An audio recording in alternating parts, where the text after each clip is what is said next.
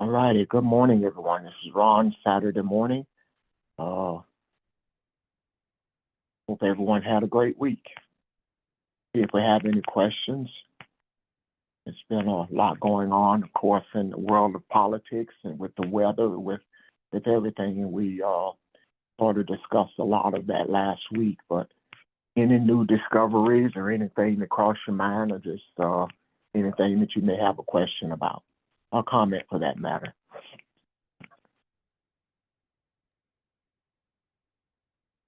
I do later on. Yes. See if anyone else adds anything else. Okay. Anyone?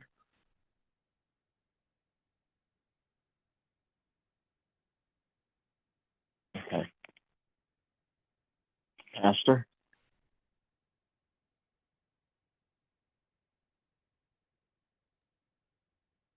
Yes, sir.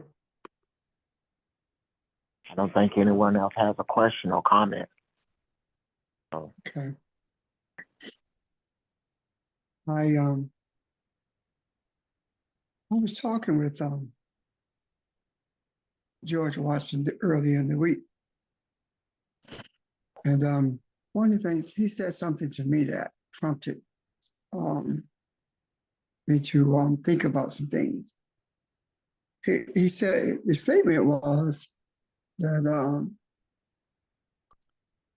religion has hurt women,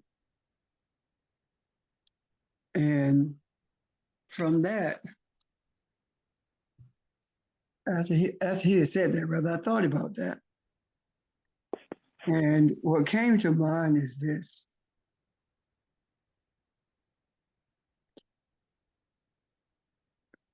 Religion has damaged females more than anyone else on earth.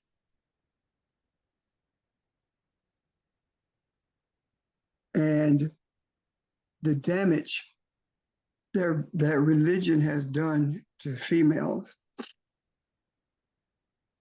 was done by men. In particular, it was done by men of European descent. And it is incumbent upon the male African to heal those wounds. And rather than heal them, the male African has taken part in the damage. So here we are now at a place where we're making every effort to bring healing. What do I mean by that? Some of you on this line, especially those of you who been in church, don't see it because you're too close to it. Whether you look at Judaism, whether you look at Judaism or Islam or Christianity, all non-existent, of course. All of these religious, excuse me, all these religious energies have been put in place for control. And we've talked about that quite a few times. But we never really talked about how they control. Where does it begin? When you live in a patriarchal society, you begin to experience the dehumanizing of females. And the dehumanization of females females is done through religion. Kwame Nkrumah said, if you want to know the direction of a nation, look at its women. And when you observe the role that the female plays in religion, you will see two things, if nothing else. One is,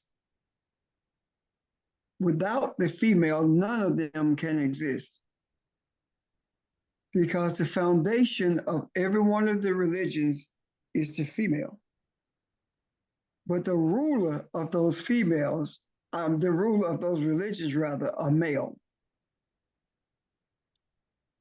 And the humanity of the female has been diminished to the place where she has become comfortable being a servant. She has been manipulated to the extent that she has embraced her role as being secondary to the functioning of religion and this society. As a matter of truth, she has been diminished so much until she has begun to become as masculine as she can in order to be accepted, to be recognized, and to be given a place in this society, in the midst of religion, whether it be a mosque, synagogue, or church.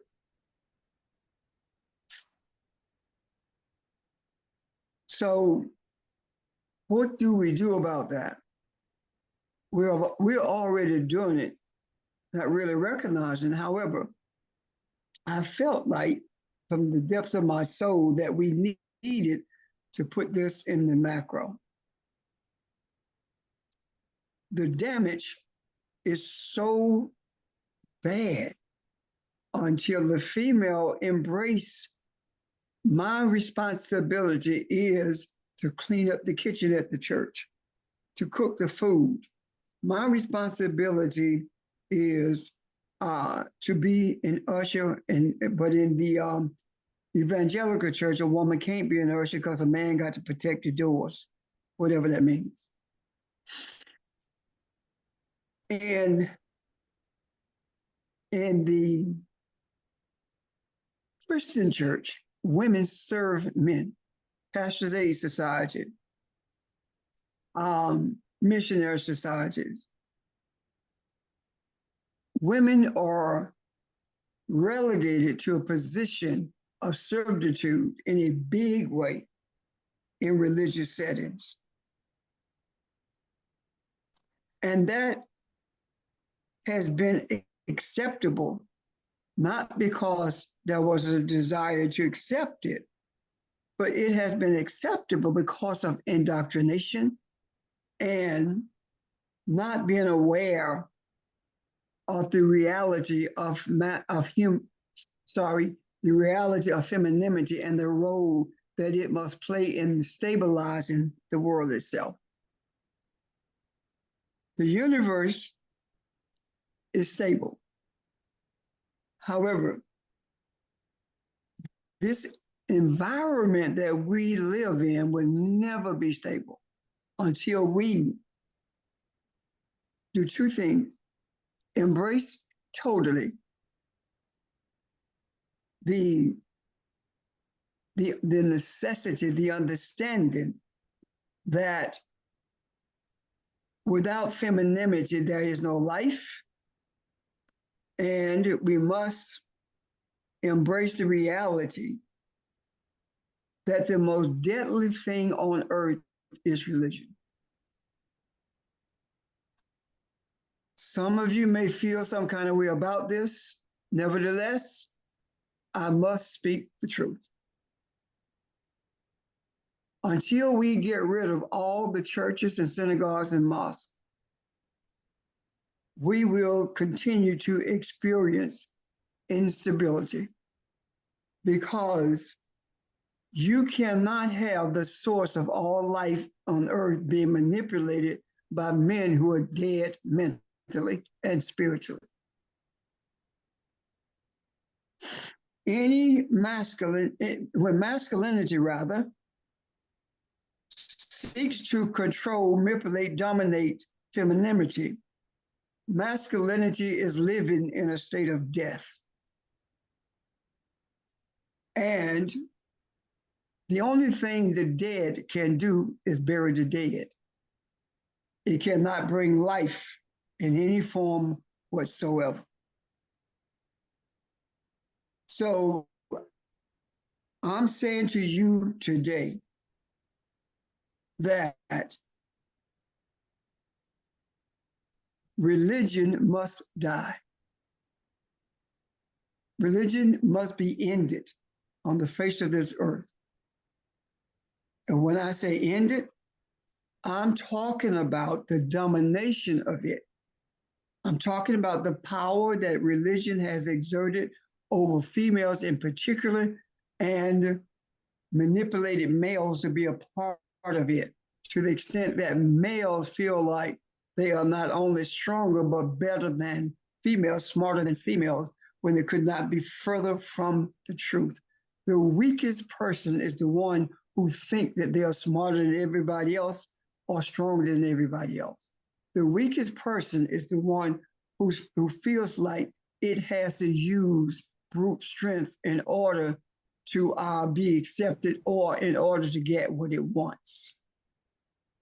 When your wants exclude any group of people, be based on gender or based on ethnicity, when what you want exclude any people, that means that you are not only dead, but you are totally ignorant as to who you are and the purpose for your being in the earth.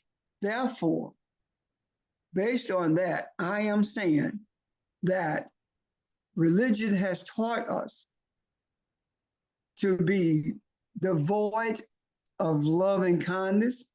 Religion has taught us to be selfish. Religion has taught us that the only role a woman can play is pleasure.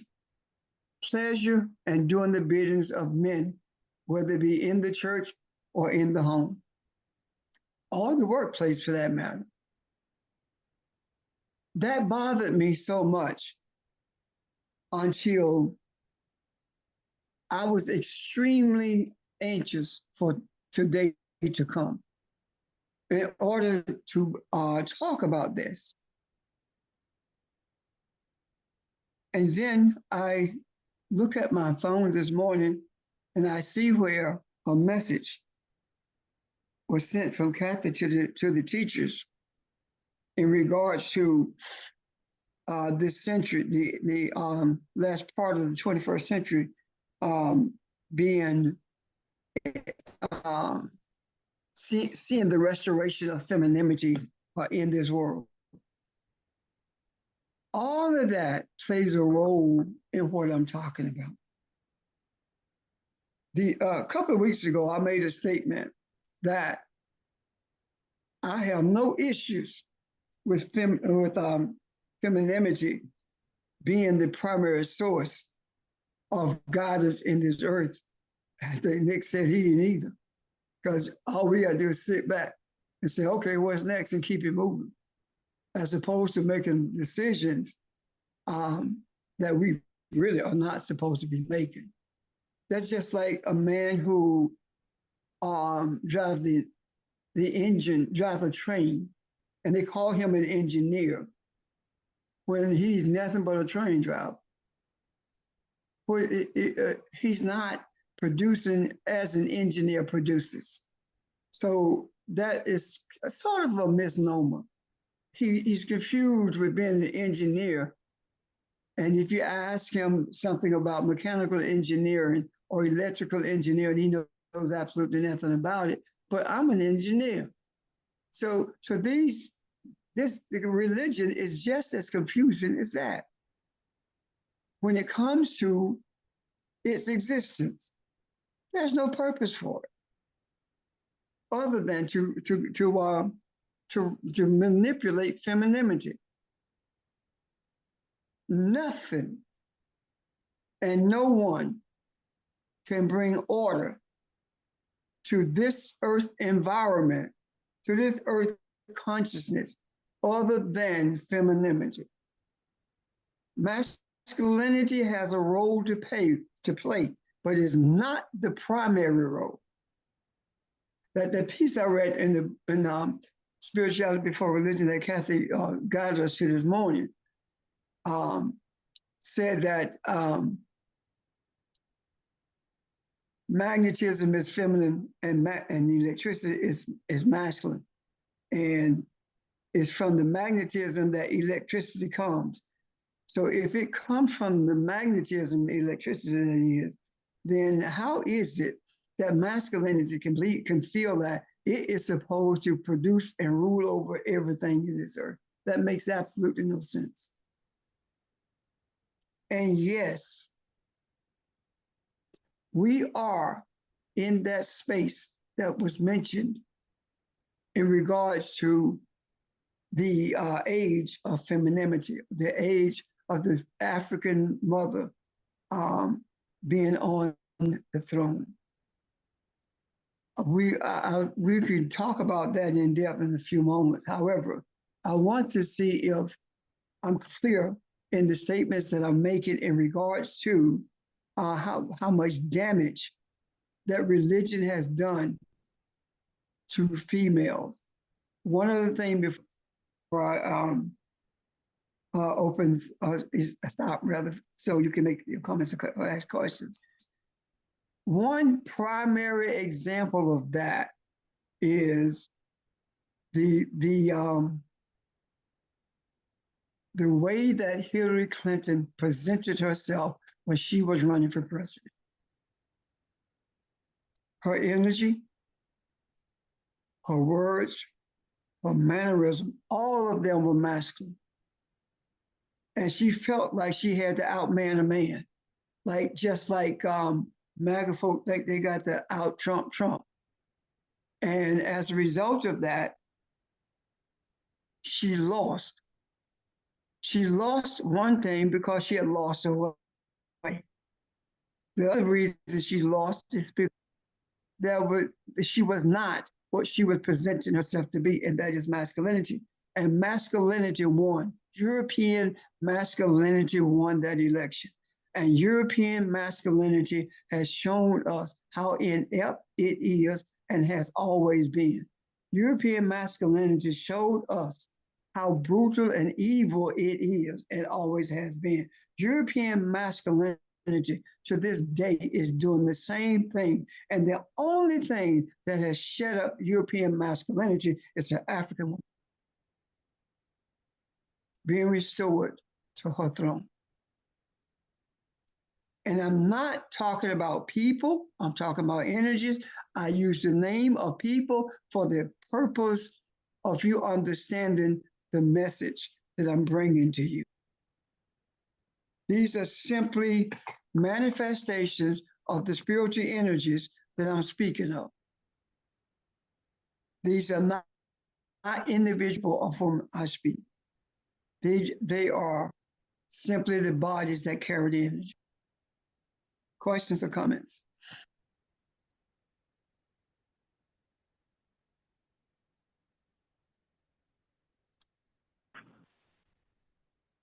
Do you agree? Yeah, I agree. I had a thought while you were talking about that. The role that masculinity has played in religion is very clear. I think that's clear to everybody. However, the roles of the European male and the African male, I think, are different. And do you see a difference in them? And does it make a difference in the change, how the change to take place? Example, the African male has been taught to treat the female that way through religion. He's taking on the role that he's been shown. He also feels, or has in the past maybe, felt dominated 6 days a week. So his day to be somebody, and I'm using air quotes with that, is on Sunday.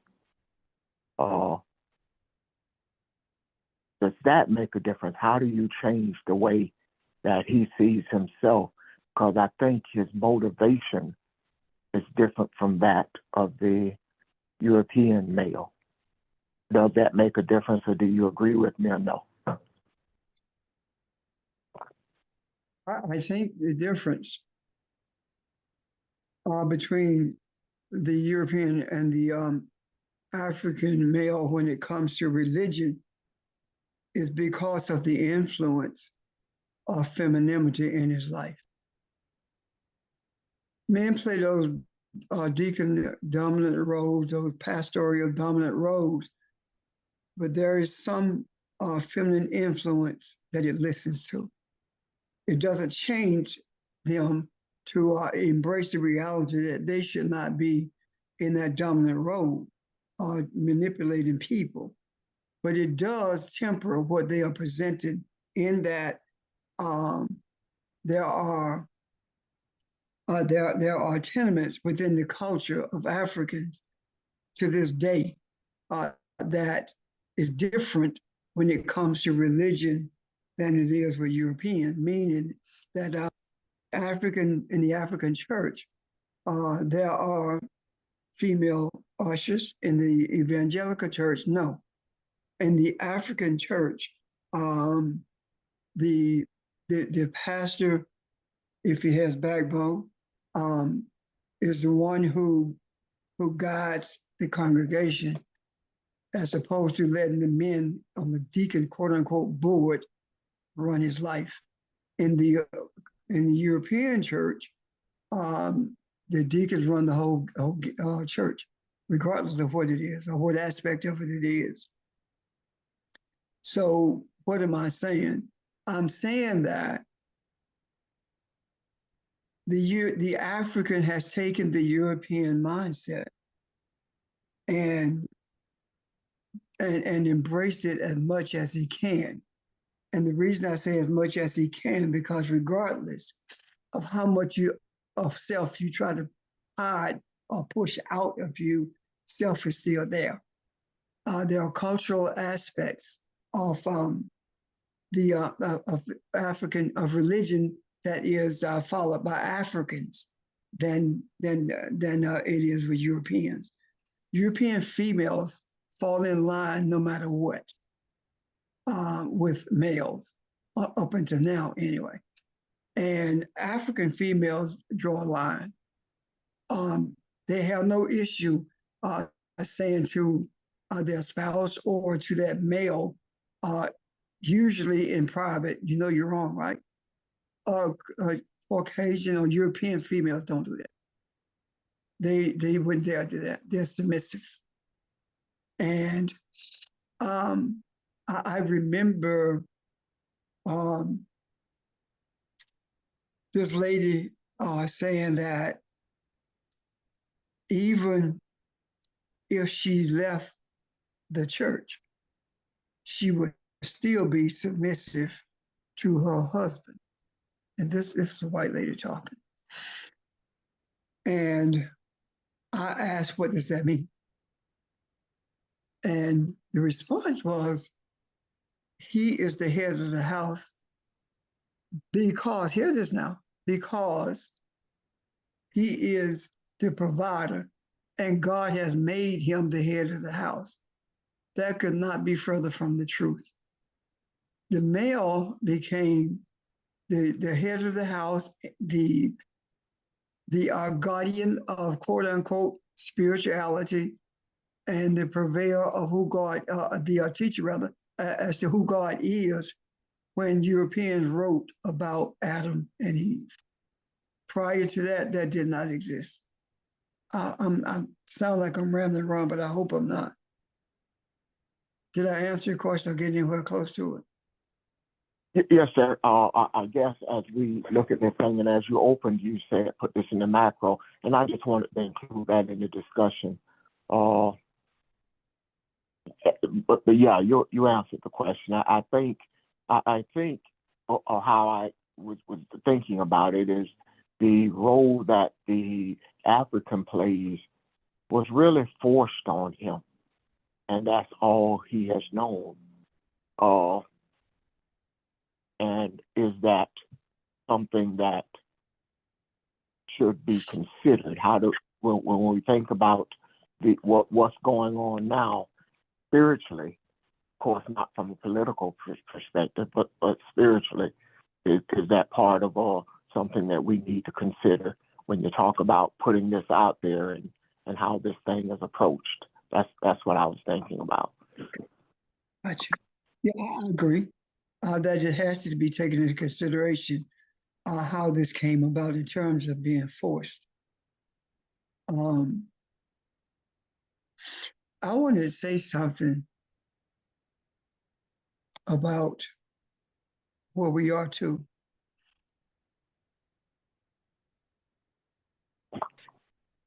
There are feelings about church and Jesus and Christianity that we still harbor.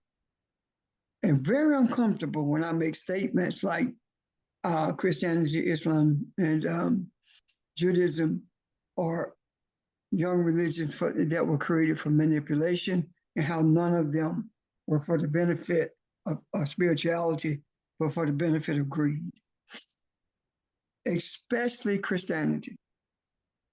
Out of all of the big three, as I call them, the most dangerous one is Christianity. The most dangerous nation on earth is the one we live in. The most dangerous country, I should say, is the one that we live in. And it is governed by principles of Christianity beneath the surface. And that is what's being brought to the surface now. You have been on this line on Zoom. You've been with us for years, some of you, and some of you have been with us for many, many years. And during the course of this time, Barbara read a history of where we were and where we came from and how we progressed to where we are now. A couple of weeks ago. You've been in church all your life. You prayed all your life. And you have never seen a change until now. And that change did not come as a result of Jesus making things right. It did not come as a result of Jesus saving my soul. It came as a result of telling the truth. Look how rapidly things changed.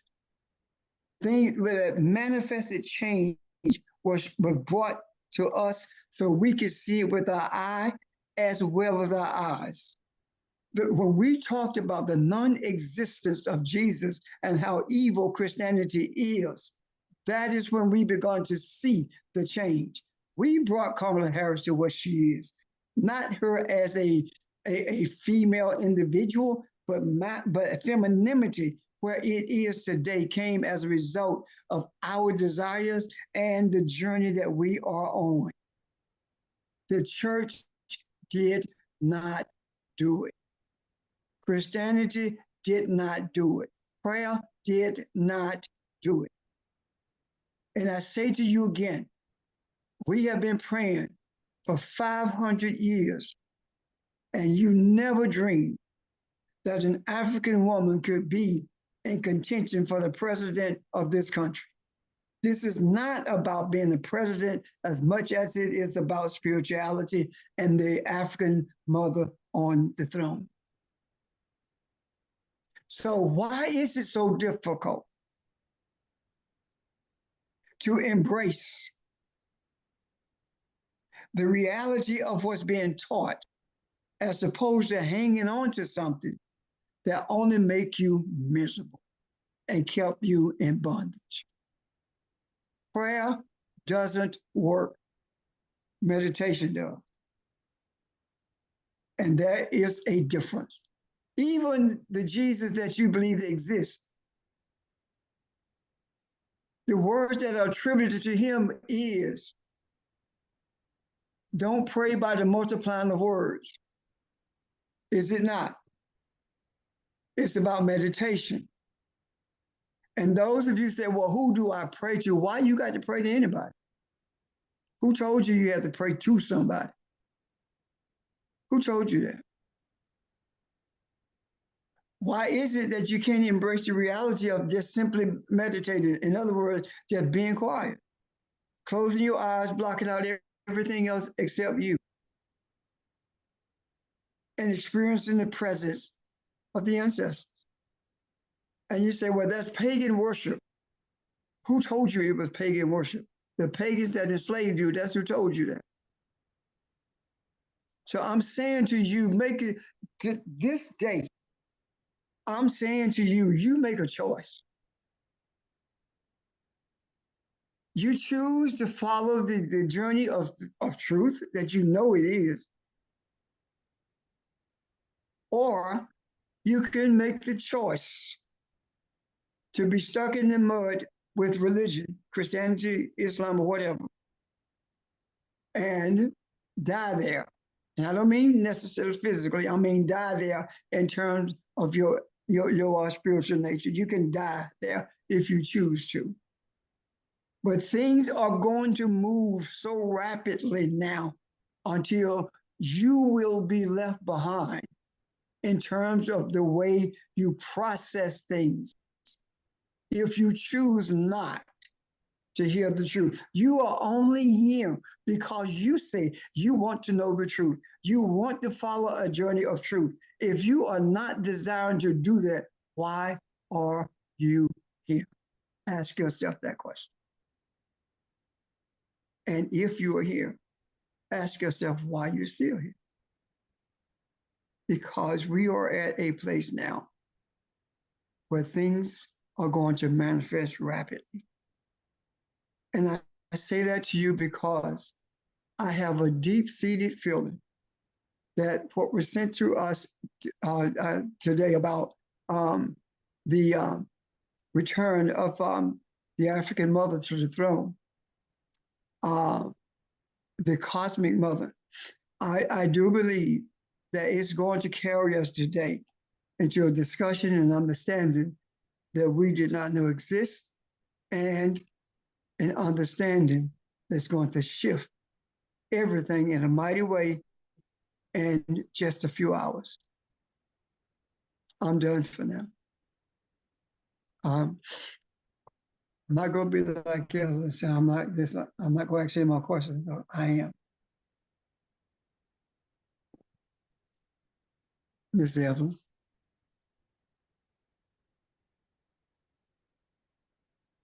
Heard you. Okay. I want to be sure. Questions or comments? Barbara, were you about to say something?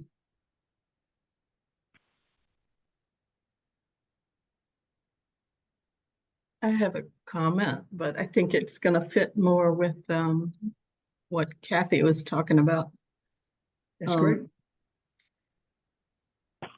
Just hearing you talk this morning, I heard this talk from this conservative guy named David Brooks, I believe, anyway. Not MAGA conservative, but just regular plain old conservative. Anyway, he was talking about life.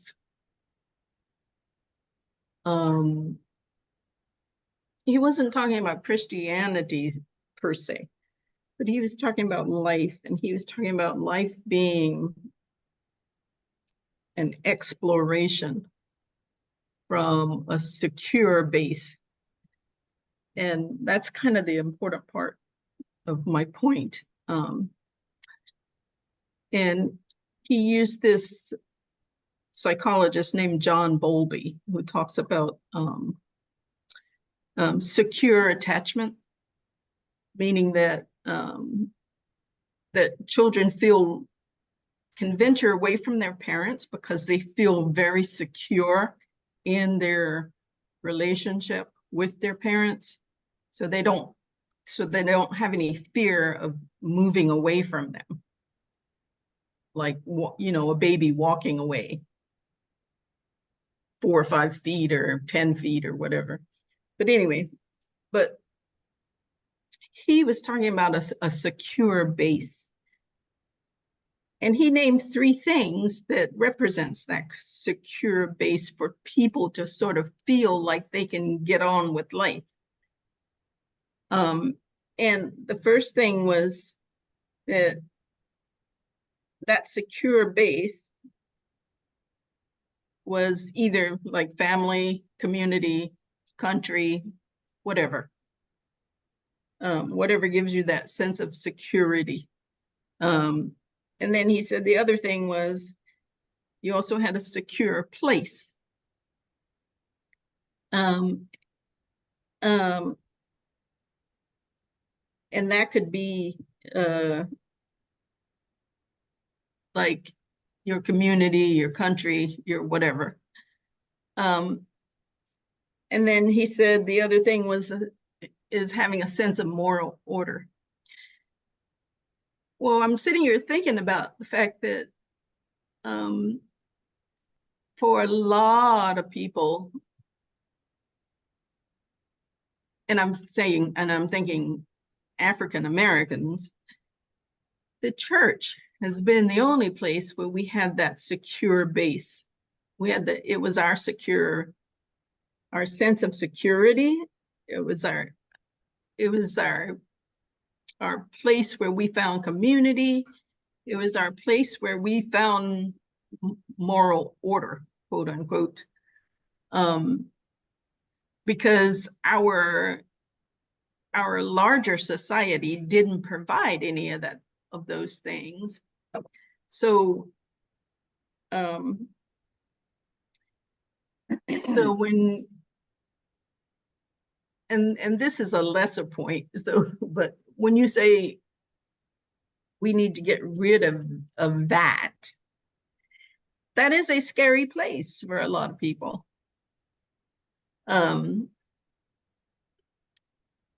But also, when you think about what Kathy said this morning, all of those things fit into what she was talking about: the magnetism, the African woman on the throne. All of those things sort of fit into that sort of narrative or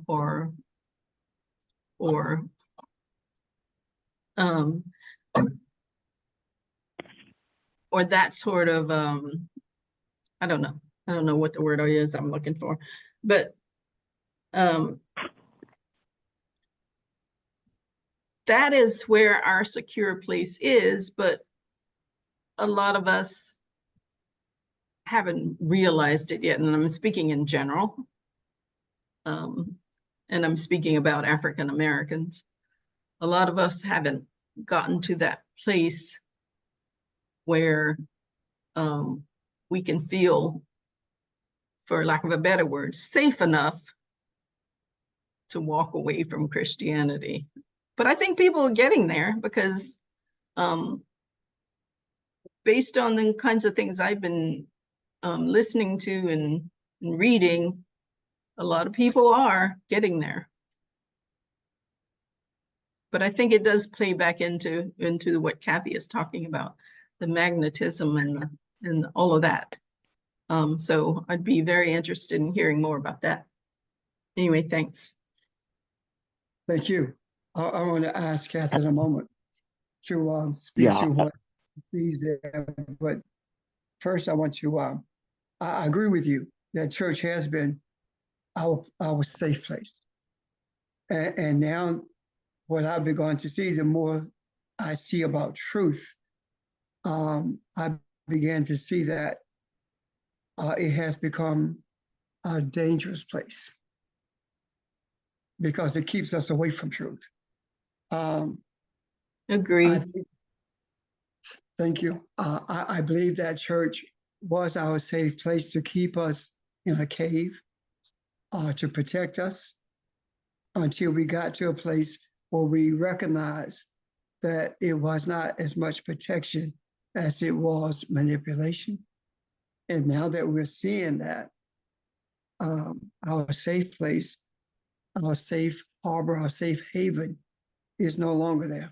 It's not, we see that it's not Christianity. What it actually did was keep us spinning our wheels in the same place. And the reason, as you said, people are getting it, they're moving away from it, is because they're recognizing more and more that Christianity changed nothing. It kept everything the same. And our churches have become the epicenter for white politics. Only time that they visited us when they wanted to vote, but they never visited us when we called them to say something needed to be dealt with. So I agree with you. And I do see that we are totally moving away from that. And that is a must. That's a necessity, because we cannot be in bondage and be free at the same time. And we cannot have a country and a nation at the same time, because we never experienced what a nation feels like since our communities were broken up. Because quite frankly, what we call community, if we go outside of our community, what we actually see is a nation.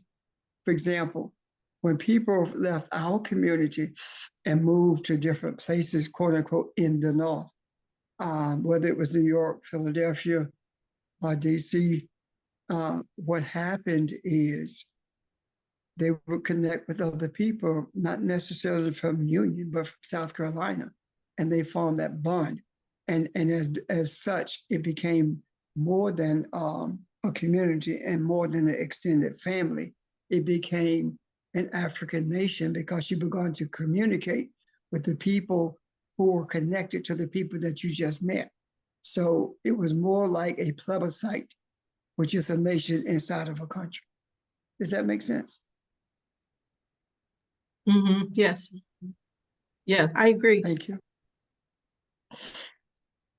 So having said that, I would like to hear what Kathy has to say about what she saw and what she presented to us today.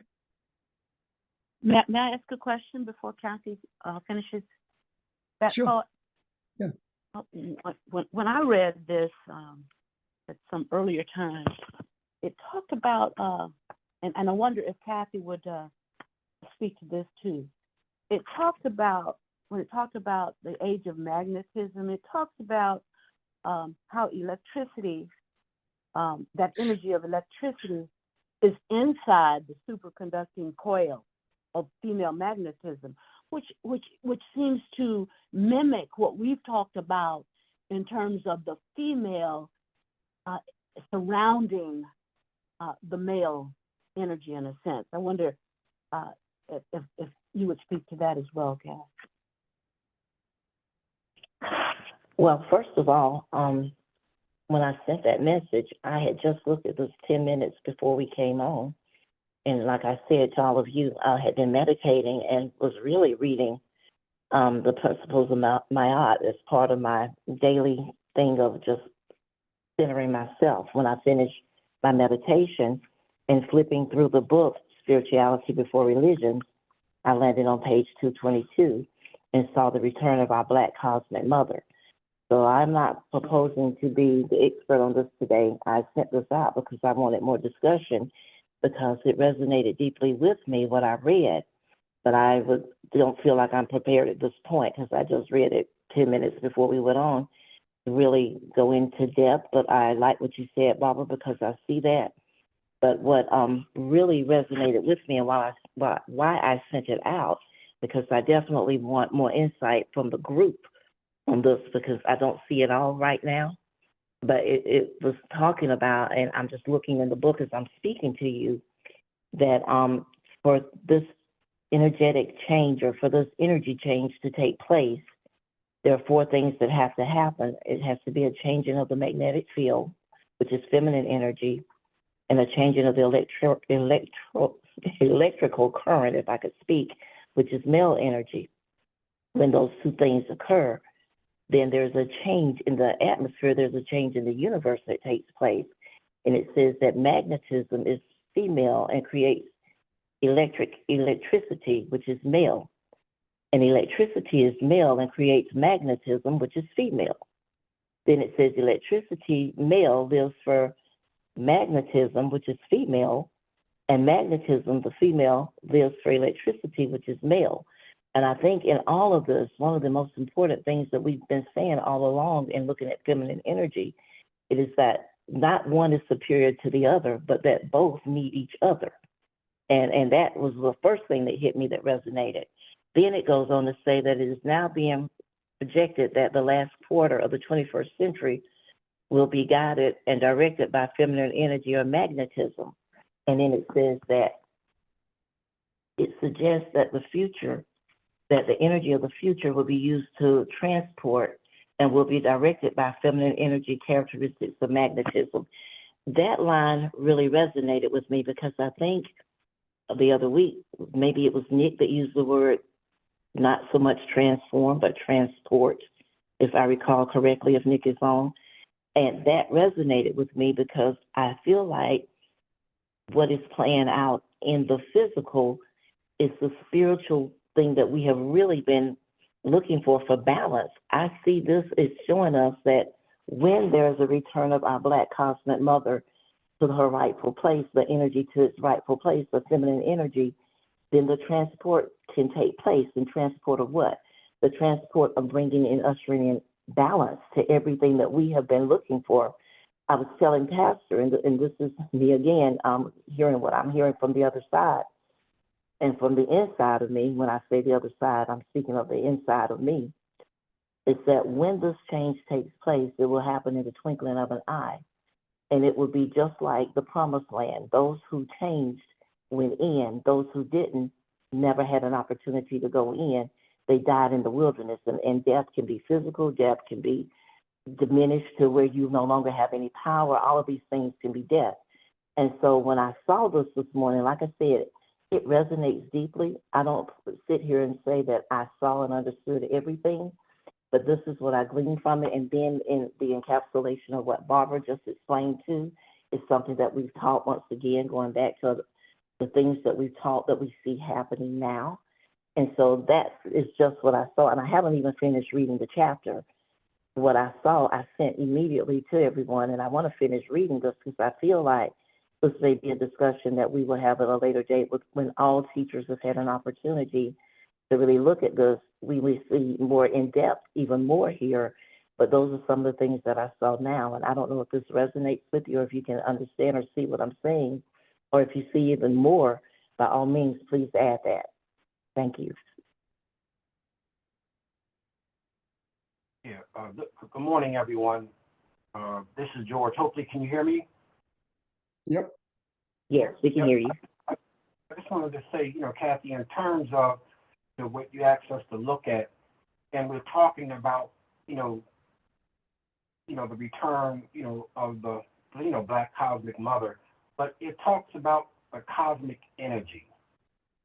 And I think the cosmic energy is what we are experiencing when we look at, what's going on now, with the election, what's going on in terms of just feminine energy, returning, back to that place that it needs to be and should be. And as we begin to look at magnetism, which you mentioned in reference to representing the female, and electricity representing the male, but it all relates back to, as above, so below. And so when we look at that harmony, that balance, that you spoke about, it talks about both the eternal and external environments. of where opposites meet. And so, in terms of seeing the power, of the feminine energy now being, I think, put out in the macro in a way that we all are trying to even understand it from the concept of manifestation and truth. But it's, coming to that point where we're aligning ourselves, with Mother Nature. We're aligning ourselves, with the feminine energy. And I think that even in terms of the masculine, there's that harmony that it talks about, in the principles of Maya.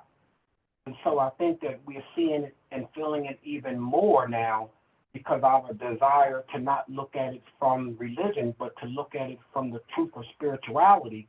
And I think it all relates to what they call Tet Hased, which is a, accurate reckoning of us seeing the truth of what was written, in our African theory, and so when I just kind of think about it in terms of the magnetism, it talks about it in terms of atomic consciousness, and that's that creative intelligence that was there, when we, talk about, non-fatah and attune.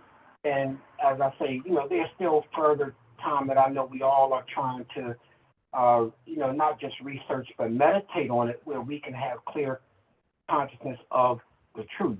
So I just wanted to mention that where, I appreciate you bringing up, what you were meditating on, Kathy, because I think is relevant to where we all are and what we're pursuing. So I just wanted to share those thoughts. But I think the cosmic Maya, the cosmic, feminine energy, is definitely, I feel back on the throne, and I think now balance is starting to manifest. And again, I just wanted to share those thoughts. Thank you for letting me share that, everybody. I'm done. Hey, good morning, everyone. One of the things I like to add is based upon what Miss Cassie read and what was said before. One thing about spirituality, and I hope someone engages me in this. Under spirituality, I have personality.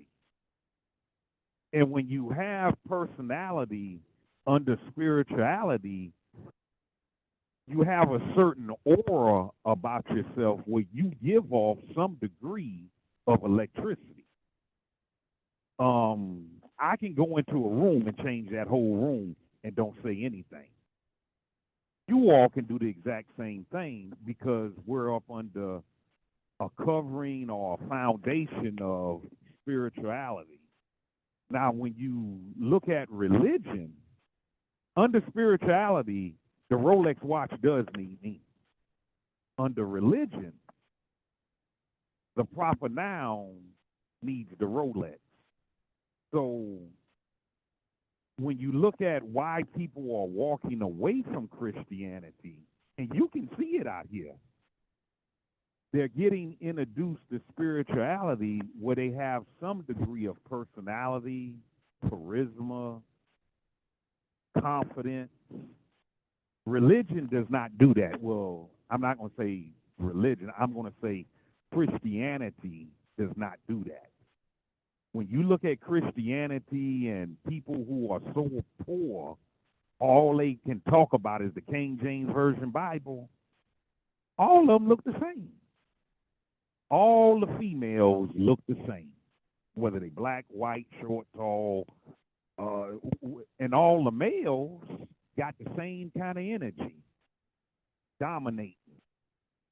So one reason why I feel that people are leaving Christianity, they're getting introduced to spirituality where you have fun, you discuss things.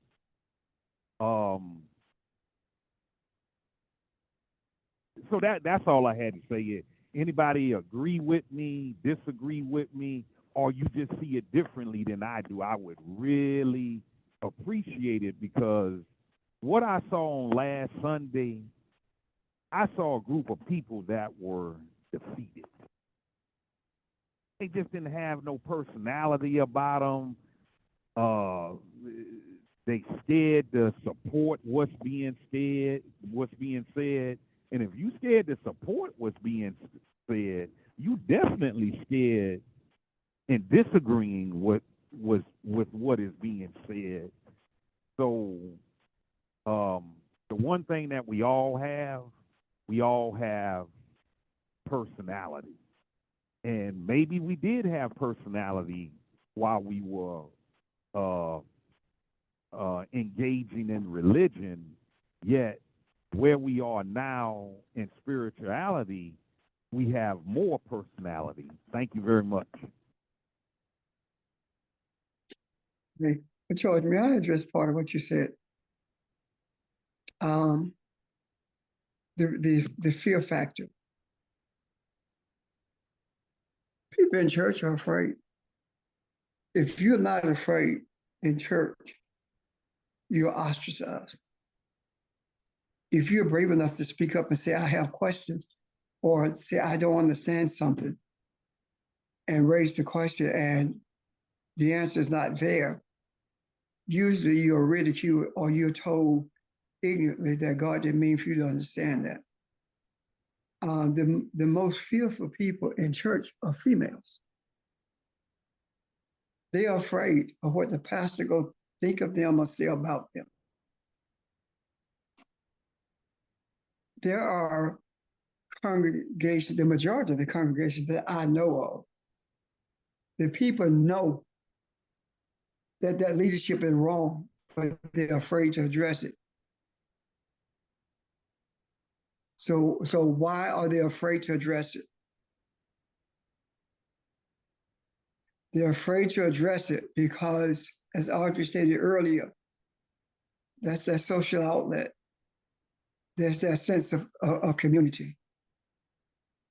And they don't want to be ostracized from that.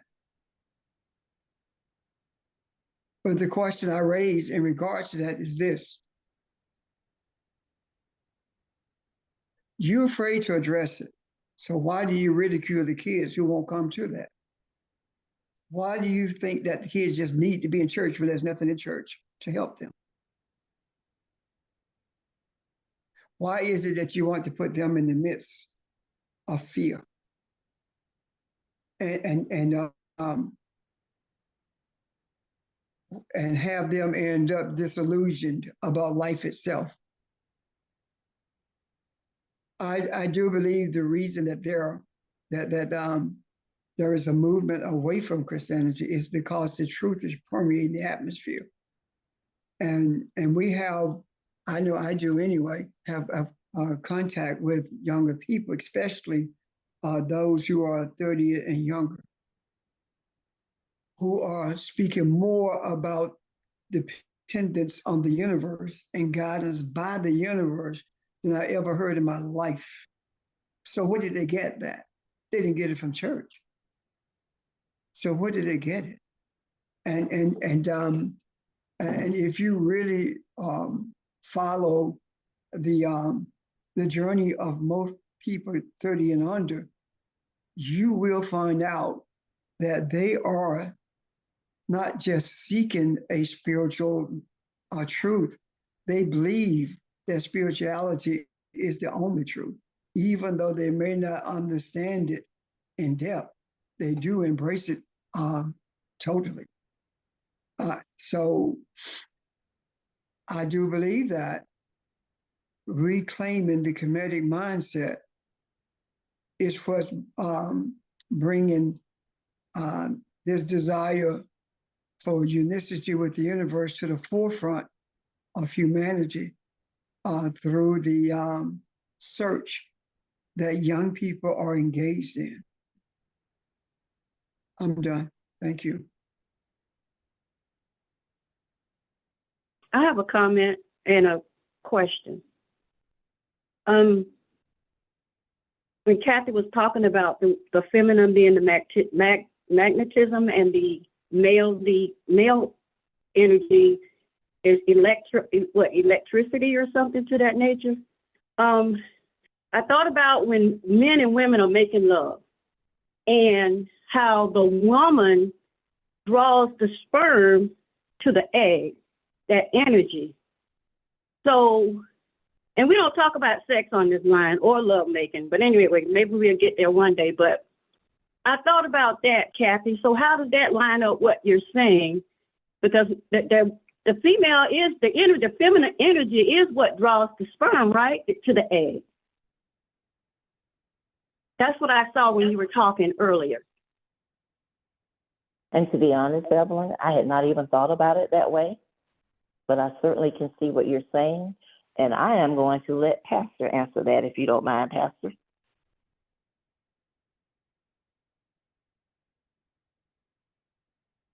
Okay, Miss Kathy.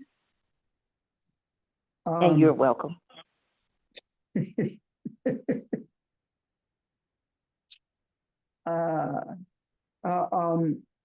I see that as no different than the magnetism production of electricity. The drawing out of the sperm to the egg is not just the female drawing it, it's also the male making it available. and one of the things that get me about that is this: when that is happening, and please, I'm not trying to be facetious at all, but when that is happening, nobody's angry. There's absolutely no anger involved there at all. It's total bliss. Why? Because subconsciously or innately, we know that that is the method through which physical life is brought into the earth. That is the spiritual essence of how life is brought into the earth. And it is a pleasurable thing, even though we take it as being personal pleasure, but it is deeper than just pleasure that that we get from a natural world, rather. Because if you really think about it, there is absolutely, positively, unequivocally no pleasure like that anywhere else. None. So that magnetism as well as that electricity becomes one in that engagement. Because if you think about what's written there, it talks about how the electricity comes out of the magnetism, but it also talks about how both of them are not only necessary, but they are one, and one is drawn to the other. So it is both. It is a mutual. What word am I looking for? A mutual experience. That's what I'm saying. It is a mutual experience that's taking place there. However, when it is not a mutual experience, there is huge disappointment there. When one is released and the other one has not been, there is disappointment there. However, when both happens at the same time, then there is mutual pleasure there. Does that make sense, Eva? And Kathy, since you put this on me. It does. It does. And also, when you in that, now I don't know, this is what I've been told, but when you in that place, there's no color, and I guess it's the representation. It is the spiritual realm. There's no color. There's, it's the oneness and it's the bliss. So yes. I can see what you're saying. That makes a lot of sense. And nobody told you that, baby. From experience, I believe. That's what it sounds like. If I might add something too, what's been said, for me, what I hear is this is the ultimate experience of living in the now. In other words, it is simply being at this time when both experience the bliss at the same time. That is the, as you said, the unicity and the oneness and it is a bird's eye view of what unicity is at a cosmic perspective. So we've all, if we've had an opportunity to enjoy that experience, we've all experienced nowness, oneness, unicity. In unicity, there is neither black or white, as you said, neither nor, either or. It just is. And for that brief period, you're right. There's nothing but being at that place. No talking, no whatever. It's just being and experiencing that unicity. Thanks. Thank you. Yeah, go ahead, Nick. Yeah, I was going to add something to that. Good morning.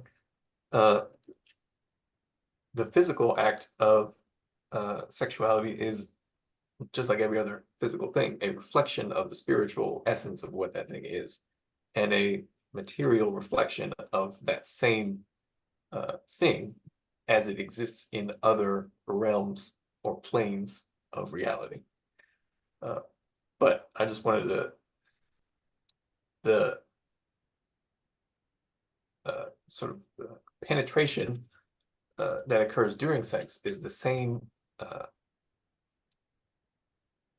penetration that occurs when you investigate the nature of the self in meditation. And that happens individually within yourself, but also sort of collectively as our energy aligns and we get on the same page, quote unquote. And it is the sort of deeper we penetrate into the nature of the self, the more we are able to generate the spark of life, or the thing that draws life into our physical manifestation, and indeed every manifestation. And this is something that we can, because I spoke very explicitly about sex in person many years ago, not many years ago, but that understanding what that is very much fundamental to understanding the nature of how masculinity and femininity relates to each other. When we talk about electricity and magnetism, that's very much correct. Electricity is associated with masculine, magnetism with the feminine.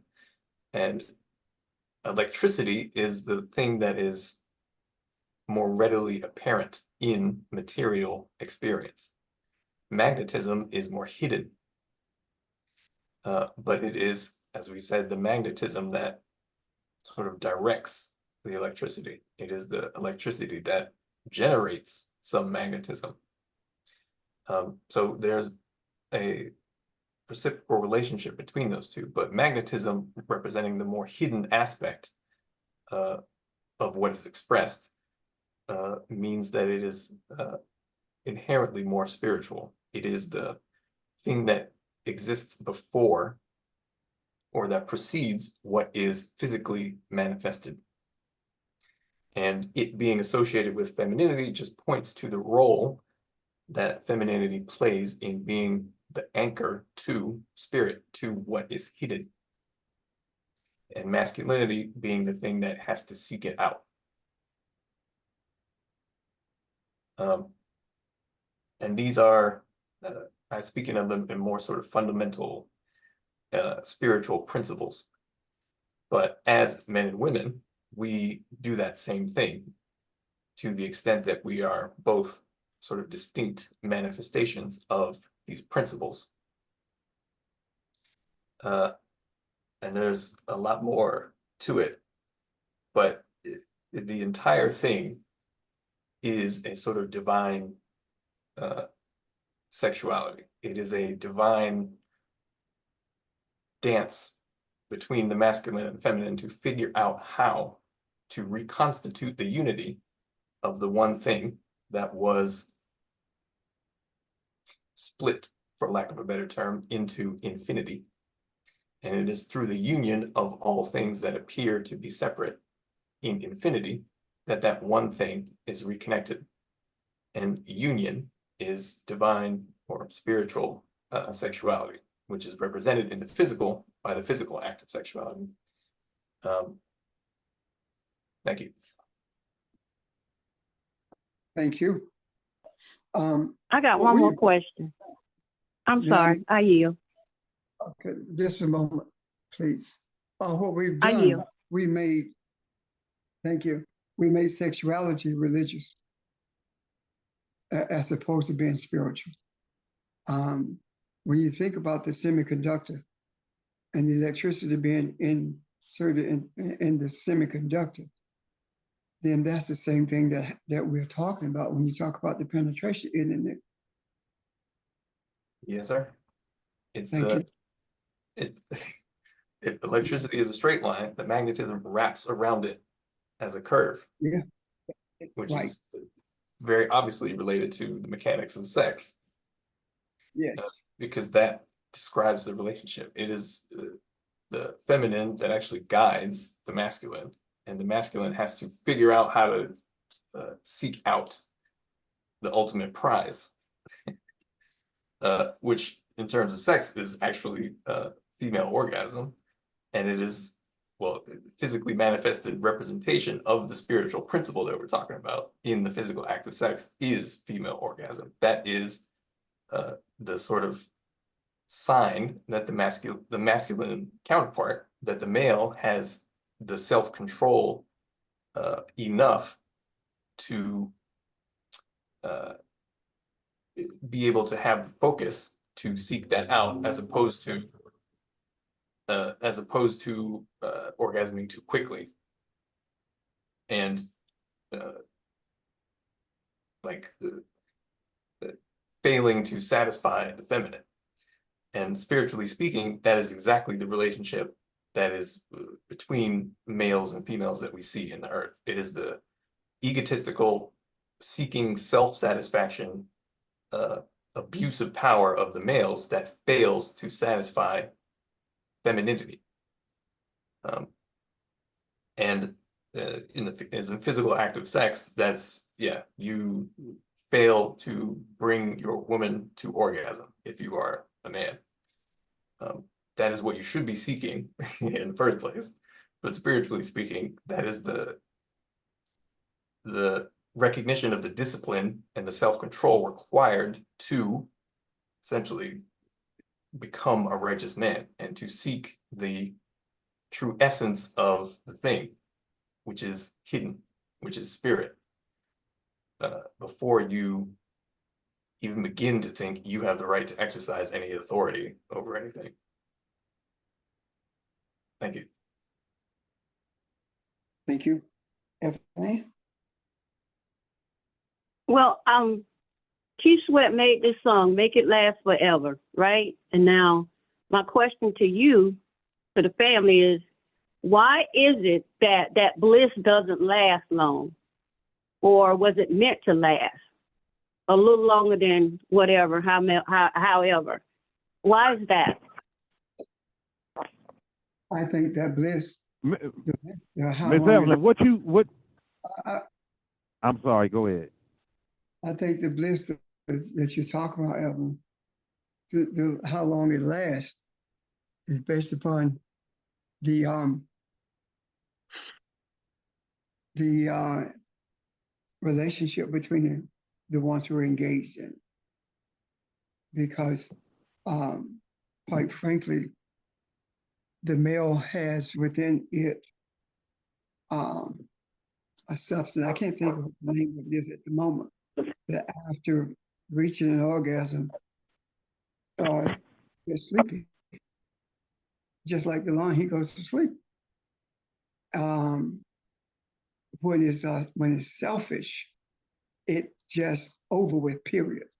And the blissfulness lasts as long as the act itself lasts. But when it is a desire for mutual pleasure or for mutual satisfaction, the blissfulness lasts much longer. And that is why there is a lingering that takes place, as opposed to all of a sudden you remember you got a meeting to go to when it's over with. Yeah. So, Yeah. And as a male, if you get real sleepy after orgasm, that is, how do I put this? You are experiencing directly the nature of a vibration or an energy as it has left you. yes. And in either Depleted, spiritual, oh, go ahead. depleted electricity. Yes. Yeah, You the feel electrical it. field has been depleted. You feel fatigued, depleted, because that is a, okay, this might seem appropriate, but you know, in the New Testament where Jesus says, somebody touched his robe and he says, power left me. Yeah. That power is what you have felt leave you. It is a life force. It is electricity. It is an energy that through the practice, the applying spiritual principles to your experience and practice, you can learn to cultivate and not lose, or never lose unless you choose to. And translating that back to sex, essentially, and this is where, coming out of other spiritual and religious traditions, I'm sure everyone has heard of tantric sex, or tantra, which comes out of Hindu or Eastern spirituality. There's a lot of confusion associated with what that is, of course. And it's not even really about physical sex. But because physical sex is a part of our lives, the principles can also be applied there. And the idea there is, if you are a male, you basically do not orgasm. And maybe it's more correct to say you do not ejaculate at all.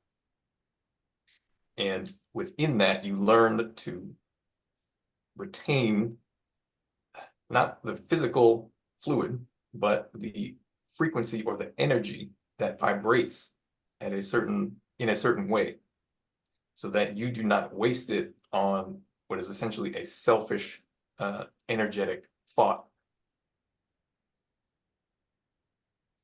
So the whole thing about becoming a quote unquote righteous man is learning to satisfy the desires of femininity. Spiritually speaking, that is learning to seek that which is hidden, so that you can learn to satisfy femininity even if she doesn't know what it is she needs to be satisfied. That's our job. I think George, I want to add something, if I may. I'll ask something rather. That's the same principle of when Evelyn and Barbara talk about the continuation of the feeling. That is a period also when the body becomes so sensitive until touching it feels like it's more than you can take. When that orgasm is reached, especially with that female, because of the amount of energy that has been released during that period.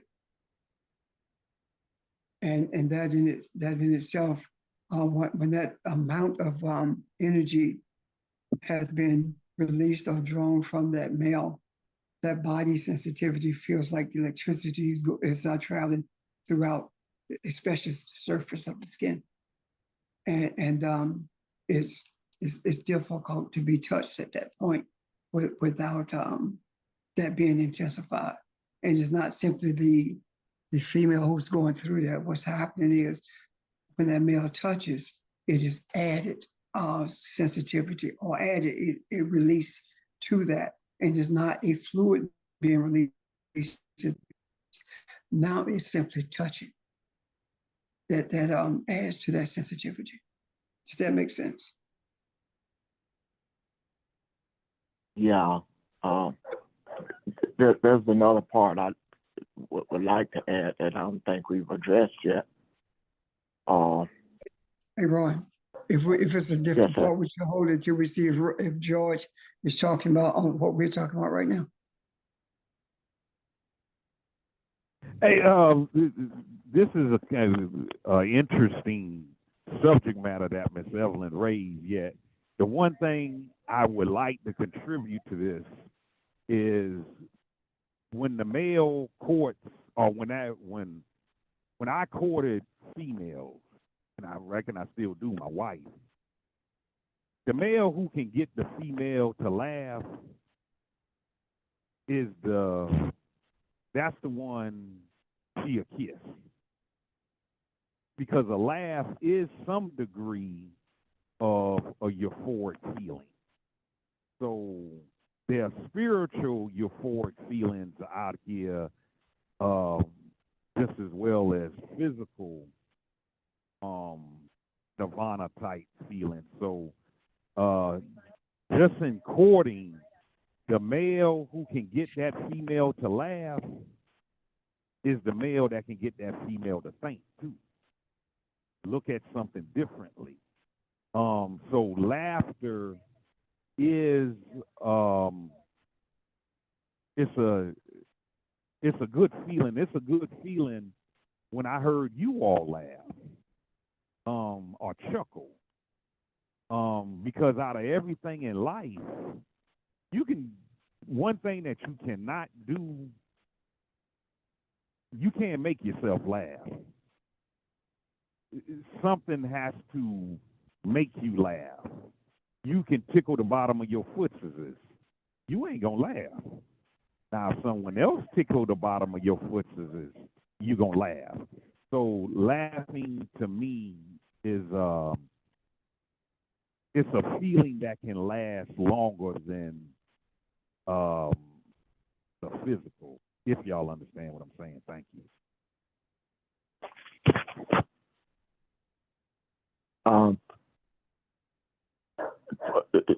Actually, that's kind of where I was going. Pastor mentioned earlier about depending on the relationship. The scripture says masculinity knew his femininity. It states it as Adam knew his wife Eve. What that is saying is, if you just put this in a place of sexuality, you kind of cut it short. It's like starting reading something in the middle of chapter 4, and you're trying to put together how you got there. The relationship has to start before sexuality.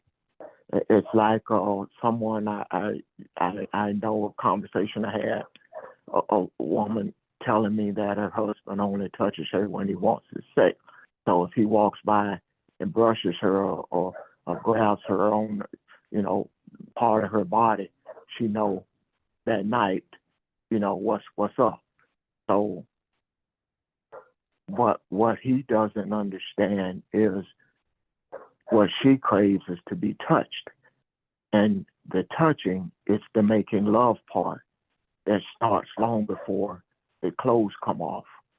So if you touch her with your voice, if you touch her hair, if you walk by and brush her, or hold her hand when you're driving, or as George says, touch her with laughter, all of this enhances the sexuality.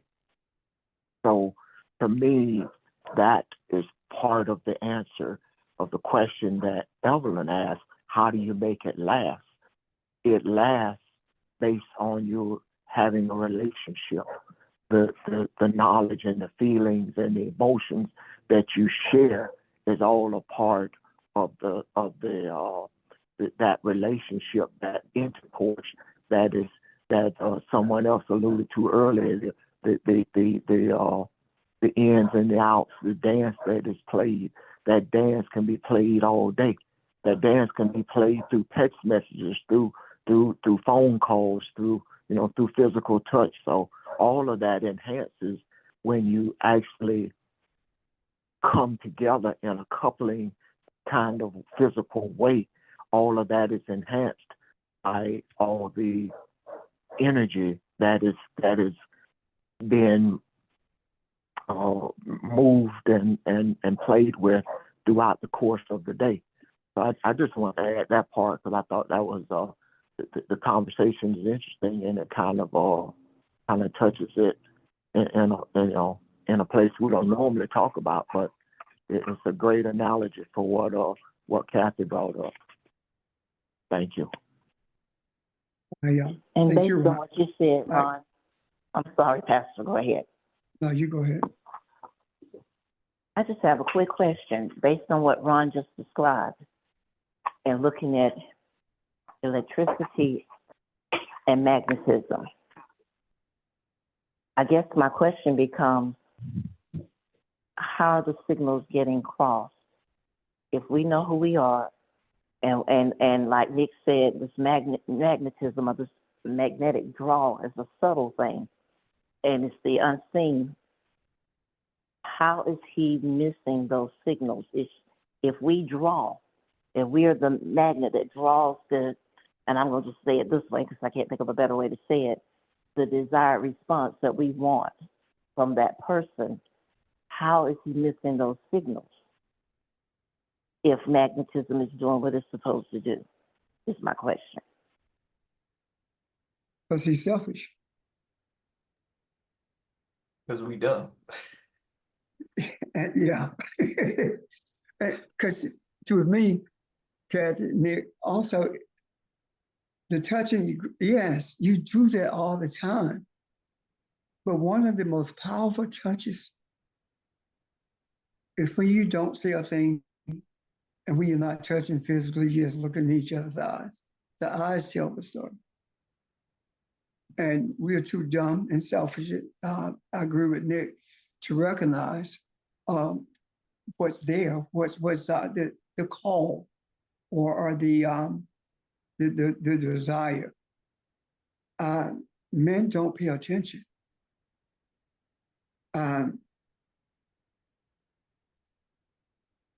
Men are so dumb and selfish and until they simply see a female as pleasure for them. And they don't even remember the things that move that female when they are touched. How do they like to be touched? Where? They don't, men just do what they do and call it a day.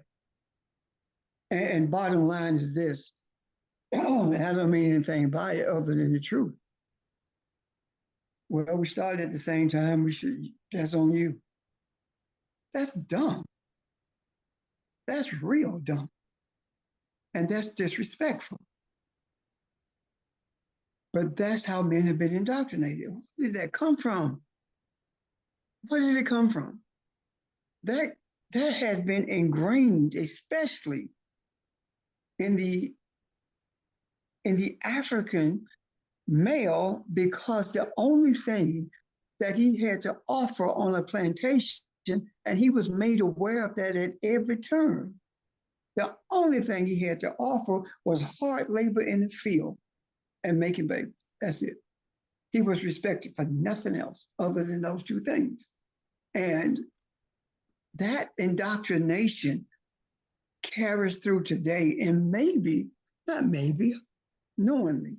We are talking about this because it is necessary for us to deal with the truth of this if we are going to enhance relationships and going to take the religion out of sexuality. If we are going to deal with the spirituality of sexuality, then we have to discuss this, because we have been taught that sexuality, that sex is dirty. And I'm like, so if sex is dirty, then everybody must be dirty because everybody doing it. And that's one of the things that we would talk with the kids about, um, don't get involved in intimacy with someone because unless there is a relationship. That why? Because once you cross that line in terms of intercourse, it is not so difficult to cross it a second time and a third. This is because of what's experienced there. We are changing the mindset when it comes to sexuality because we have been indoctrinated to believe that that's the purpose of a woman. That's your pleasure, man. That woman is. That's not true. Then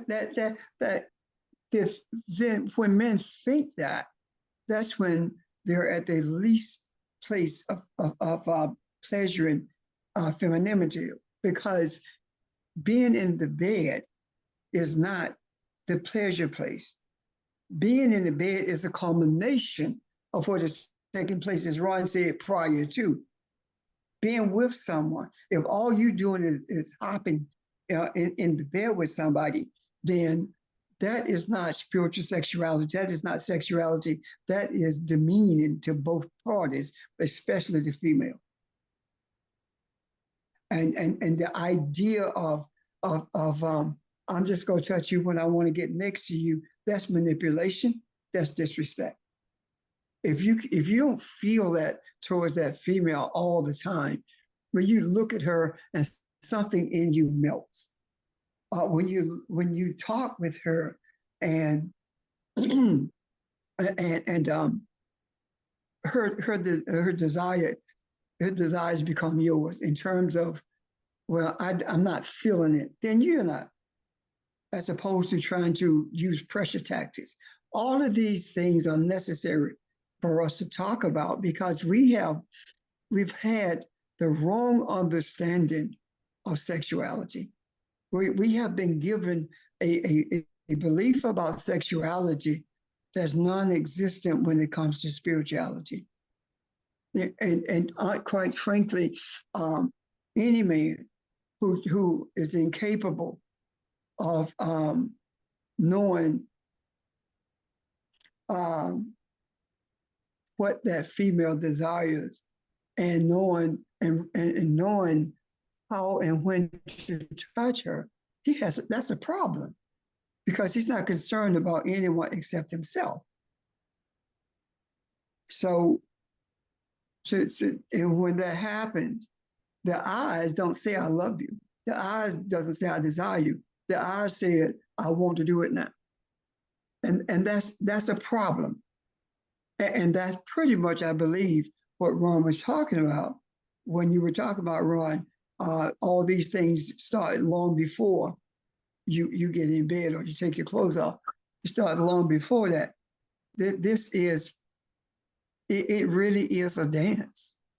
And Yeah. The longer you dance, the more intense it becomes. And sometimes the dance lasts for months, if not years. But it's a dance that takes place. And when Nick talked about the intimacy that occurs without the exchange of the fluids, the spiritual aspects of that, I want to take it a step further, if I may. That the spiritual aspects of that also plays out when you are not near that person, your conversation, yes, but when you're not near that person, it also intensifies. The desires intensify, and there are times that the dance of the peacock takes place, and that is when there is a pretense of not being interested when all the feathers are there. Saying otherwise, you know.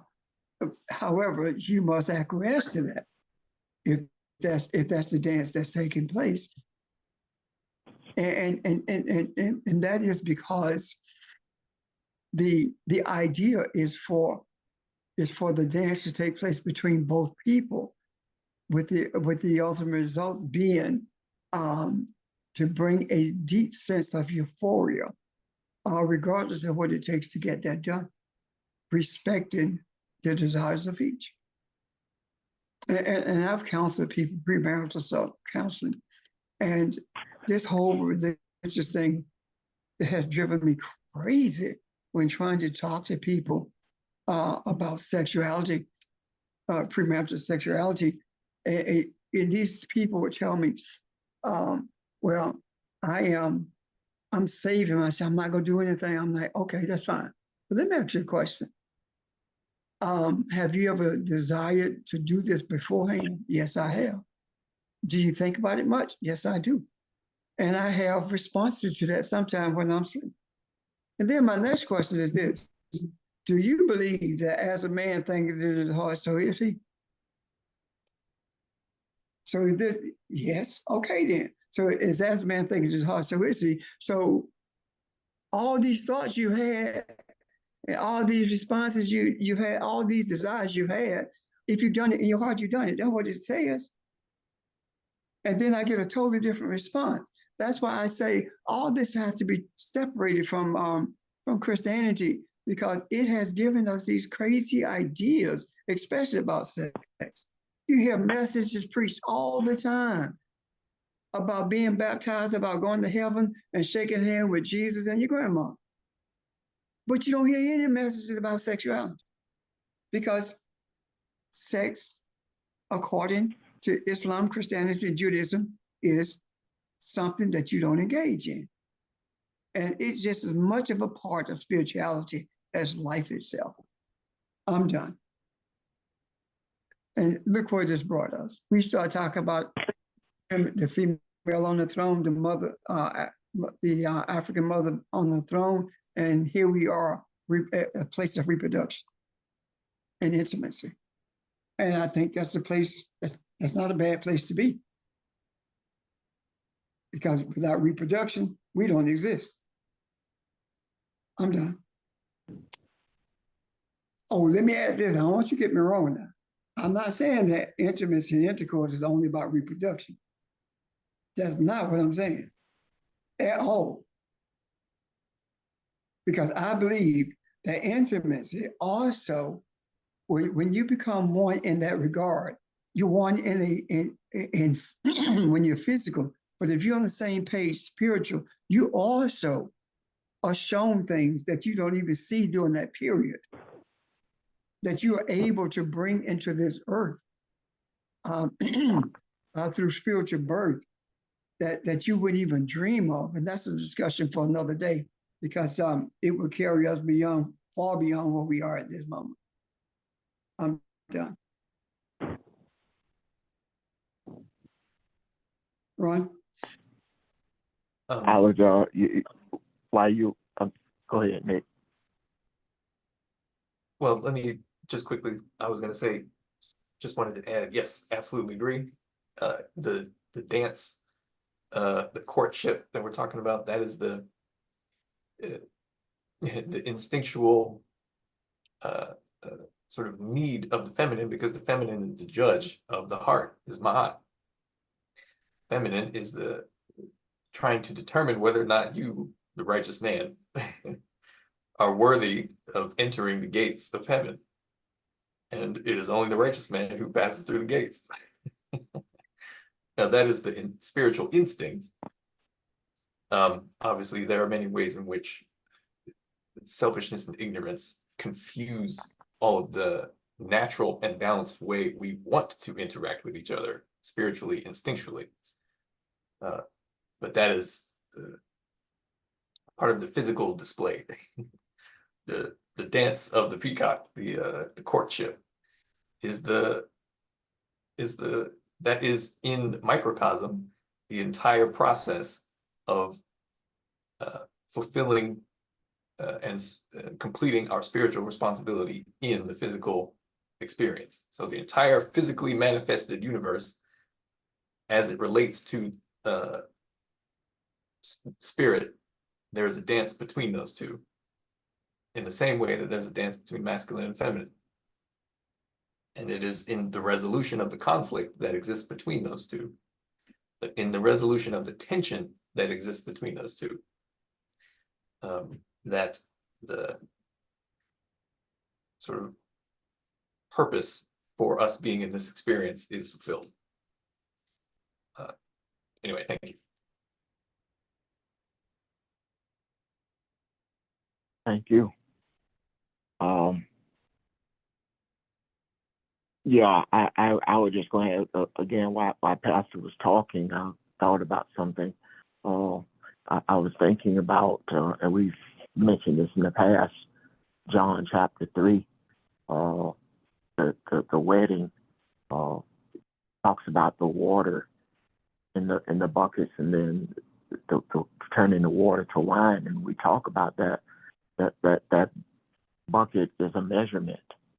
And in the first beginning of this relationship, as you grow, you see yourself as two individuals, and there is an attraction there, but you have to come together. And the more you come together, hopefully, the more you surrender your own thoughts, attitudes, and beliefs and ambitions. And as you surrender yourself, you become one. And that's why I say, you know, you do this in the beginning, the best wine, it appears to be the best because you see yourself as your best self while you're young and have that energy that you feel. But when you combine those energies, you see, you change from handsome and pretty to beauty. And the beauty is a balance between those two things. And that's the overflowing of the spirituality. It's no domination. It's the coupling, as Nick said, the thing that the dance and the experience has brought you through that place. And that experience is what's good and bad. That experience may be the loss of a parent. That experience may be a sick child. That experience may be coming together in a place, you know, something happened traumatic that brought you close together. So all those experiences help you to leave that personal self behind and become something greater. And it's not something that you measure, you do. That's why it is overflowing. And you just look up one day and there you are. You're greater than you ever thought you would be. And so that's what I saw when Pastor was talking, trying to explain this. But any questions or comments about anything we've discussed today? This might be the place to pause it. One thing I like to add is schools back in session.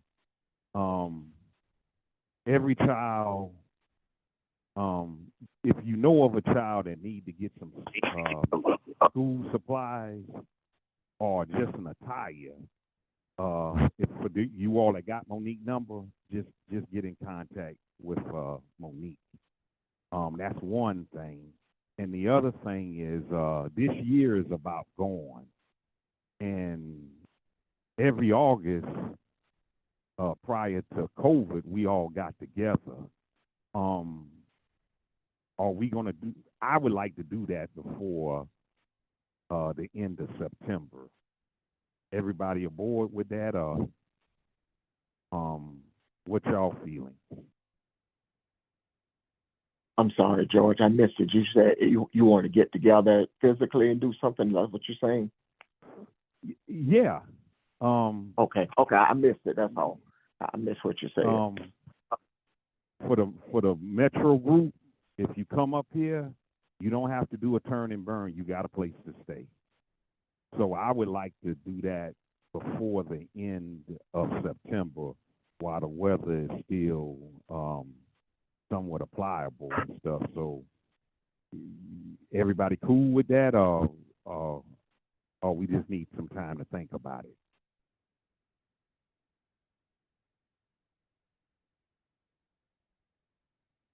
Hello?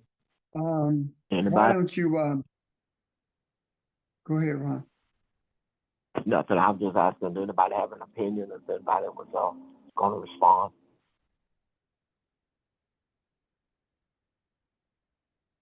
I was going to say, I